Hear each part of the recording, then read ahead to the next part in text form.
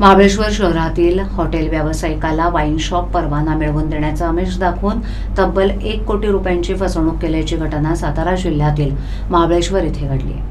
हेमंत बाळकृष्ण साळवे असं या हॉटेल व्यावसायिकाचं नाव आहे। या प्रकरणी वाई पोलीस ठाण्यात राज्य गुन्हे शाखेचे पुणे विभागाचे अतिरिक्त पोलीस अधीक्षक श्रीकांत कोल्हापूर यांच्यासह 9 जणांवर गुन्हा दाखल करण्यात आला आहे।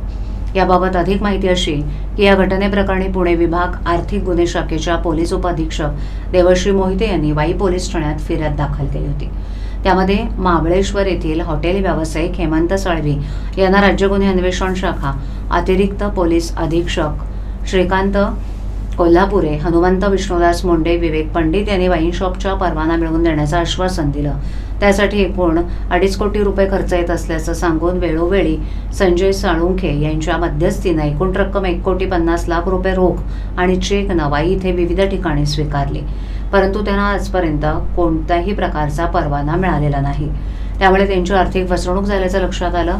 त्यानंतर संजय साळुंखे यांनी अतिरिक्त पोलीस महासंचालक पुणे यांच्याकडे तक्रार अर्ज दाखल केला होता। या अर्जाच्या चौकशीनंतर हा गुन्हा दाखल करण्याचे आदेश देण्यात आले। त्यानुसार श्रीकांत कोल्हापुरे आणि हनुमंत मुंडे यांच्यासह 9 जणांवर आपापसात संगनमत करून शासकीय वाहनांचे लॉग बुकमध्ये खोट्या नोंदी करून हॉटेल व्यावसायिक हेमंत साळवी यांची आर्थिक फसवणूक केल्याप्रकरणी गुन्हा नोंद करण्यात आला आहे। या प्रकरणी गुन्हा दाखल करण्यात आलेल्यांमध्ये श्रीकांत कोल्हापुरे, हनुमंत विष्णुदास मुंडे, विवेक पंडित, निलेश पटेल, अभिमन्यू दिडगे, राजन सूर्यभान सोनावडे, शकील हाजी मकबूल सय्यद, नजमा शेख आणि बाळू पुरी यांचा समावेश आहे।